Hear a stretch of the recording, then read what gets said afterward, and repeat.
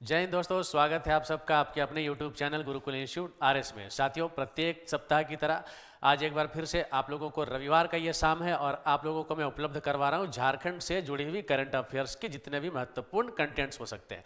दोस्तों, बहुत ही महत्वपूर्ण वीडियो है, अंत तक देखिएगा, बिल्कुल सारी जानकारी को नोट जरूर कर लीजिएगा, आगामी परीक्षाओं में आपके काम आएंगी।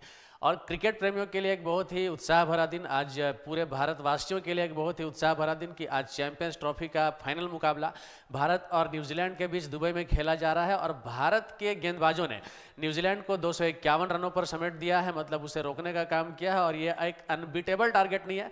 अगर भारत के बैट्समैन अच्छे तरीके से अपना काम कर जाए तो निस्संदेह आज भारत चैंपियंस ट्रॉफी का फाइनल मुकाबला जीत जाएगा। और हम सब की यह दिली कामना भी है कि आज भारत जो है चैंपियंस ट्रॉफी का फाइनल मुकाबला जीत जाए और हमारे देश का मान सम्मान एक बार फिर से क्रिकेट के क्षेत्र में आगे बढ़े। साथियों, चलिए देर नहीं करते हैं, शुरू करते हैं। आज की जानकारी कौन कौन सी है, सारी जानकारी इंपॉर्टेंट है, मैं बार बार बोल रहा हूं, उसे आप नोट कर लीजिएगा, आगामी परीक्षाओं में आपके काम आएंगी। तो चलिए देखते हैं आज की पहली जानकारी कौन सी है। साथियों, आज की पहली जानकारी है झारक्राफ्ट द्वारा स्टेट हैंडलूम एक्सपो 2025 का आयोजन कहां किया जा रहा है। जी हाँ, यहां पर किसकी बात हो रही है साथियों? स्टेट हैंडलूम एक्सपो 2025 की बात हो रही है। इसका आयोजन कहां किया जा रहा है दोस्तों? रांची के मोराबादी मैदान में। तो ठीक है, इसका उत्तर तो ऐसे अगर आपसे सिर्फ जिला पूछा गया, स्थान का नाम तो नहीं पूछा गया दोस्तों, यहाँ पे आपका उत्तर क्या होगा? रांची। तो रांची के मोराबादी मैदान में दोस्तों 25 फरवरी से ये जो एक्सपो है ये शुरू किया गया और ये 10 मार्च की तारीख तक जो है ये चलेगा। दोस्तों, यहाँ पे आपको बता दें कि ये जो एक्सपो है इसमें झारखंड के तसर, सिल्क और हैंडलूम उत्पाद के अतिरिक्त महाराष्ट्र, बिहार, कर्नाटक और उत्तर प्रदेश के उत्पाद भी शामिल किए जा रहे हैं। तो इस तरीके से अगर इसका प्रश्न कहीं से अगर बन सके एग्जाम में तो दोस्तों आपका आंसर इसमें क्या आ जाएगा? रांची। मतलब कि झारक्राफ्ट द्वारा स्टेट हैंडलूम एक्सपो 2025 का आयोजन कहाँ किया गया? तो रांची में किया गया। चलिए आगे बढ़े।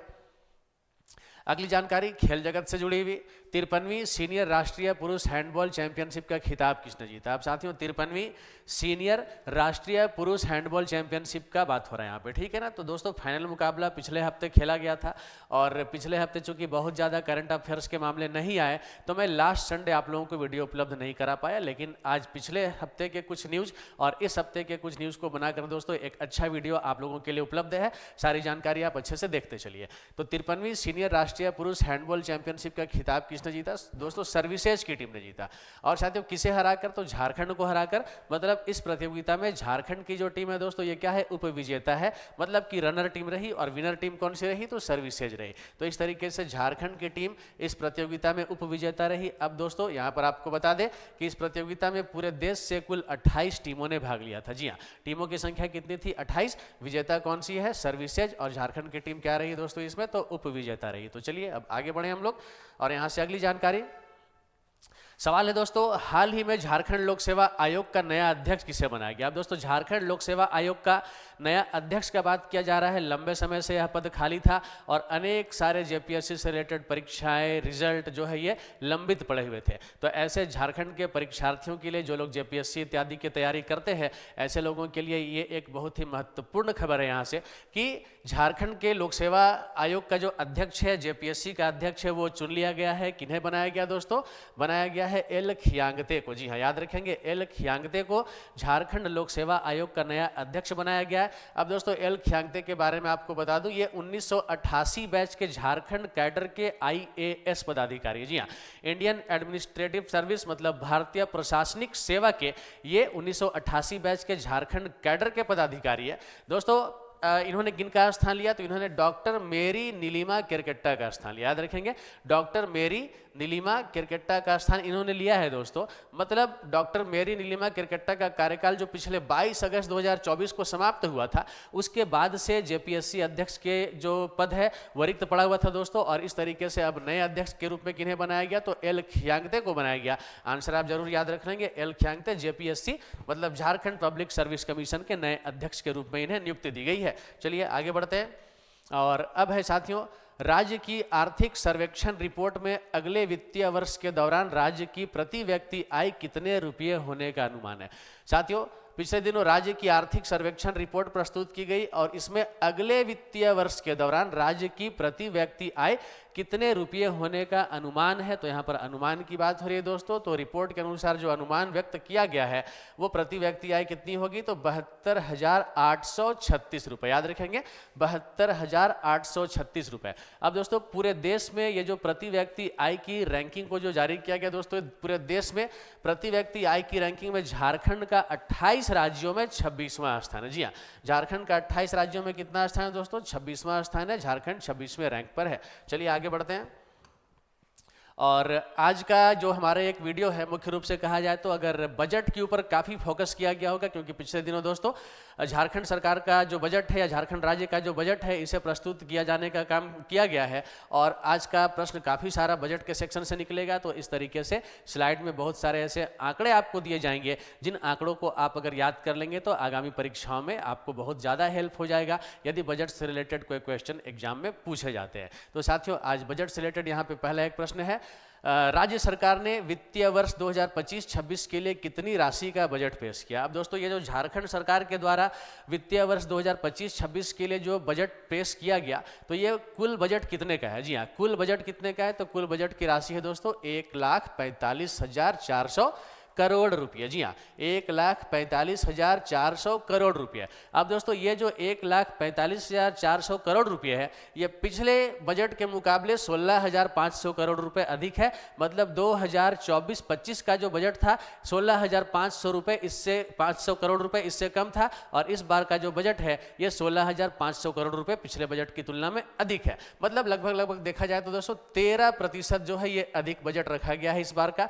और दोस्तों बजट में सबसे अधिक प्रावधान किसके लिए किया गया है, तो बजट में सबसे अधिक राशि का जो प्रावधान किया है कि दोस्तों ये सामाजिक प्रक्षेत्र के लिए। जी हाँ, सामाजिक प्रक्षेत्र के लिए कितना किया गया है, 62,840.45 करोड़ रुपए। जी हाँ, 62,840.45 करोड़ रुपए, ये किसके लिए, सामाजिक प्रक्षेत्र के लिए। अब सामाजिक प्रक्षेत्र में कौन कौन सी चीजें आ जाती है दोस्तों, तो सामाजिक प्रक्षेत्र में आ जाती है शिक्षा,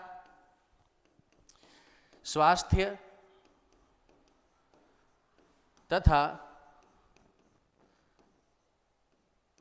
सामाजिक कल्याण विभाग से जुड़े जितनी भी योजनाएं होंगी दोस्तों, या जो भी ऐसे डिपार्टमेंट है, इसे हम लोग सामाजिक प्रक्षेत्र के रूप में जानते हैं। और इसके लिए सबसे अधिक राशि का प्रावधान किया गया है। राशि कितनी है, 62,840.45 करोड़।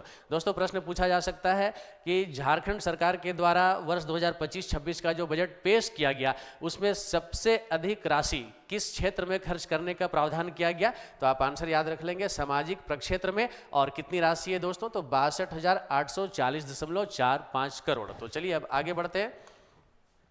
और अब यहाँ से अगला प्रश्न है, बजट 2025-26 के अनुसार अगले वित्तीय वर्ष का राजकोषीय घाटा कितना होने का अनुमान है। दोस्तों राजकोषीय घाटा का अनुमान आपसे पूछा जा रहा है यहाँ पे। तो बजट 2025-26 के अनुसार अगले वित्तीय वर्ष का राजकोषीय घाटा कितना होने का अनुमान लगाया गया है। तो साथियों इसका आंसर आप बिल्कुल इन आंकड़ों को लिख लिया कीजिए। सीरियसली लीजिए, ऐसे आंकड़ों को बहुत ही काम आएंगे एग्जाम में आप लोगों के लिए। निस्संदेह ऐसे ऐसे प्रश्न जो है वो बन सकते हैं। तो साथियों इस प्रश्न का करेक्ट आंसर क्या हो जाएगा, 11,523.44 करोड़ रुपए। जी हाँ, 11,523.44 करोड़ रुपए। अब दोस्तों ये जो राशि है ना, ये झारखंड राज्य की सकल घरेलू उत्पाद का 2.02% है। जी हाँ, कितना है, 2.02%। चलिए आगे बढ़े हम लोग। राज्य सरकार के द्वारा वित्तीय वर्ष 2029-30 तक राज्य का सकल घरेलू उत्पाद अर्थात जीएसडीपी बढ़ाकर कितना करने का लक्ष्य रखा गया है। साथियों प्रश्न एक बार पुनः समझेंगे हम लोग। राज्य सरकार के द्वारा वित्तीय वर्ष कब की बात हो रही है, 2029-30 तक की बात हो रही है। अब सरकार ने दोस्तों जीएसडीपी के लक्ष्य को बढ़ाकर कितना किया है, यह प्रश्न पूछा गया आपसे। साथियों 2029-30 तक का जो लक्ष्य रखा गया वो कितना है, तो 10 ट्रिलियन। याद रखेंगे 10 ट्रिलियन जो है ये रखा गया है। क्या रखा गया दोस्तों, लक्ष्य। किस चीज को लेकर, जीएसडीपी को लेकर। अब दोस्तों इस लक्ष्य की प्राप्ति के लिए प्रति वर्ष जीएसडीपी में 14.2% की वृद्धि सुनिश्चित करने का प्रयास किया जाएगा, ऐसा झारखंड सरकार के द्वारा साथियों कहा गया है। एक लक्ष्य निर्धारित जो है वो किया गया है। तो यहां से आप फिर से समझेंगे, जीएसडीपी में औसतन कितना, 14.2% की वृद्धि प्रति वर्ष किए जाने का प्रयास किए जाने की यहां पर बात कही गई है। तो साथियों कुल मिलाकर 10 ट्रिलियन का एक लक्ष्य रखा गया है। कब तक, वर्ष 2029-30 तक। चलिए आगे बढ़े हम लोग।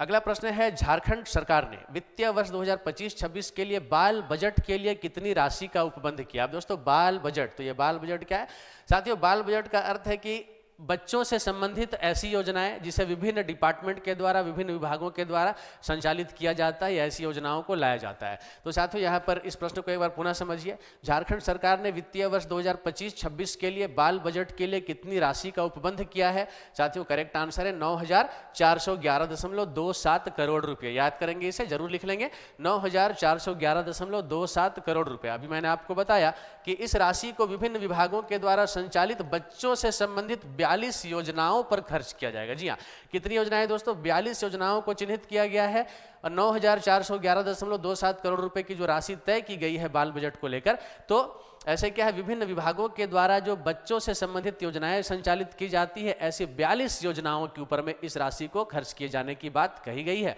तो चलिए आगे बढ़ते हैं। और अब अगला प्रश्न है, बजट 2025-26 के अनुसार मैया सम्मान योजना के लिए कितनी राशि का प्रावधान किया गया है।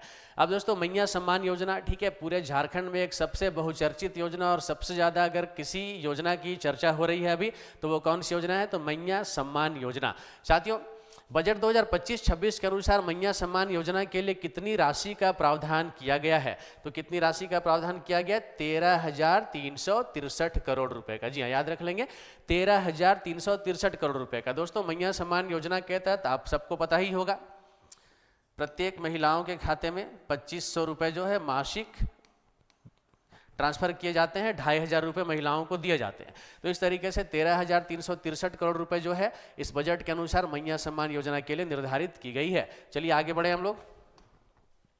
अगला प्रश्न है, बजट 2025-26 के अनुसार गर्भवती महिलाओं एवं जच्चा बच्चा के स्वास्थ्य एवं स्वच्छता के लिए मातृ किट के रूप में कितने रुपये दिए जाएंगे। दोस्तों मातृ किट की बात हो रही है। जी हाँ, क्या बात हो रही है यहाँ पर? मातृ किट की बात हो रही है।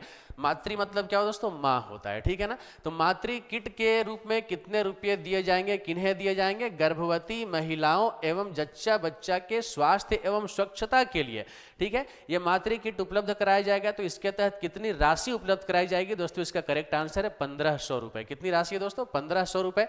अब दोस्तों अगर 1500 रुपए तो खैर व्यक्तिगत तौर पर होगा, किसी भी एक गर्भवती महिला को दिया जाएगा, लेकिन इसके लिए कुल कितनी बजट का इंतजाम किया गया है या कितने बजट का प्रावधान किया गया है? दोस्तों याद रख लेंगे, 60 करोड़ रुपए मातृ किट के रूप में प्रावधान किया गया है। तो ऐसे में इसका करेक्ट आंसर यहां से 60 करोड़ होगा। लेकिन प्रश्न को अगर देखा जाए तो गर्भवती महिलाओं एवं जच्चा बच्चा के स्वास्थ्य एवं स्वच्छता के लिए कितने रुपए दिए जाने की बात कही गई है? तो 1500 रुपए दिए जाएंगे। चलिए आगे बढ़े हम लोग। झारखंड विधानसभा में नेता प्रतिपक्ष किसे बनाया गया है? साथियों बहुत लंबे समय से विधानसभा का चुनाव बहुत पहले संपन्न हो गया, लेकिन अभी तक सत्ता पक्ष के तरफ से तो चलिए आपको पता है मुख्यमंत्री हेमंत सोरेन फिर से बन गए। लेकिन दोस्तों अब विपक्ष के तरफ से भी एक प्रतिपक्ष का जो नेता होता है वो होता है दोस्तों। तो ऐसे में झारखंड विधानसभा में प्रतिपक्ष नेता का जो पोस्ट था वो खाली था। तो अब झारखंड विधानसभा के लिए नेता प्रतिपक्ष का चयन कर लिया गया है। और अब नेता प्रतिपक्ष कौन होंगे? तो विपक्ष के नेता कौन होंगे? विपक्ष के नेता बाबूलाल मरांडी होंगे। दोस्तों बाबूलाल मरांडी को आप सब जानते होंगे, झारखंड राज्य के प्रथम मुख्यमंत्री थे ये, ठीक है ना। बाबूलाल मरांडी झारखंड राज्य के प्रथम मुख्यमंत्री थे और लगभग 22 वर्षों के बाद दोस्तों इन्हें कोई वैधानिक पद फिर से दिया गया है और बाबूलाल मरांडी जो है वो झारखंड विधानसभा में नेता प्रतिपक्ष बनाए गए हैं। चलिए आगे बढ़ते हैं। अगला सवाल है, किस राज्य में तीर्थ व पर्यटन स्थलों के लिए हेली शटल सेवा शुरू की जाएगी? साथियों यहाँ पर तीर्थ स्थलों के भ्रमण के लिए, ठीक है, इसके अतिरिक्त पर्यटन स्थलों के भ्रमण के लिए हेली शटल सुविधा की बात कही जा रही है। और हम लोग यहाँ पर झारखंड से रिलेटेड करंट अफेयर्स पढ़ रहे हैं, तो निस्संदेह इस प्रश्न का उत्तर क्या होगा? झारखंड। जी हाँ दोस्तों, अपने राज्य झारखंड में तीर्थ व पर्यटन स्थलों के लिए हेली शटल सेवा शुरू की जाएगी और पर्यटन को बढ़ावा देना इसका मुख्य उद्देश्य है, ठीक है। और ये कहाँ कहाँ के लिए सुविधा शुरू होगी? तो दोस्तों झारखंड की राजधानी रांची से, ठीक है ना, हेलीकॉप्टर के माध्यम से तीर्थ स्थलों और पर्यटन स्थलों का भ्रमण जो है वो कराया जाएगा। अब इसके अंतर्गत राज्य के प्रमुख तीर्थ स्थलों, जहाँ मैंने नाम यहाँ पर निर्दिष्ट कर दिया, आप देख सकते हैं, देवघर, बासुकीनाथ, पारसनाथ, रजरप्पा, इटखोरी। जी हाँ, इटखोरी कहाँ है दोस्तों? चतरा में है, ठीक है। और इस तरीके से रजरप्पा कहाँ है दोस्तों? तो रजरप्पा आपका रामगढ़ में पड़ेगा। साथियों पारसनाथ कहाँ है? पारसनाथ गिरिडीह में पड़ेगा। बासुकीनाथ कहाँ है दोस्तों? बासुकीनाथ दुमका में है। और देवघर तो आप जानते ही हैं, भगवान भोलेनाथ की नगरी देवघर। जी हाँ, ऐसी जगहों पर। और इसके अतिरिक्त बेतला नेशनल पार्क, पतरातू घाटी और साहेबगंज के लिए हेली शटल सेवा शुरू की जाएगी। तो कुल मिलाकर एक अच्छी योजना, और इसके साथ हम लोग बढ़ेंगे आगे। और ये आज का प्रश्न आप लोगों के लिए, जिसका उत्तर आप लोगों को कमेंट बॉक्स में आकर देना है। साथियों आज का प्रश्न है, नीति आयोग के प्रदर्शन सूचकांक में कौन सा जिला शीर्ष स्थान पर रहा? साथियों पिछले वीडियो में हम लोगों ने इसकी चर्चा की है, और आज आप लोगों को इस प्रश्न का सही उत्तर कमेंट बॉक्स में आकर के दे जाना है। साथियों नीति आयोग के प्रदर्शन सूचकांक में कौन सा जिला शीर्ष स्थान पर रहा? ऑप्शन ए है Palamu, option B Garhwa, option C Ranchi and option D Hazaribagh. क्या लगता है इस प्रश्न का सही उत्तर कौन सा है? कमेंट बॉक्स में आइए और अपना जवाब जरूर दे जाइए। दोस्तों आपके जवाब की मुझे प्रतीक्षा होगी, और देखते हैं आज इस प्रश्न का कितने लोग सही उत्तर दे पाते हैं। तो जल्दी से आइए, कमेंट बॉक्स में इस प्रश्न का जवाब दीजिए और अपनी तैयारी को बहुत अच्छे तरीके से जारी रखिए। निस्संदेह आने वाले दिनों में सफलता आपके कदम चूमेगी। आप सभी को मेरी ओर से, मेरी पूरी टीम की ओर से बहुत सारी शुभकामनाओं के साथ जय हिंद, जय भारत। साथियों।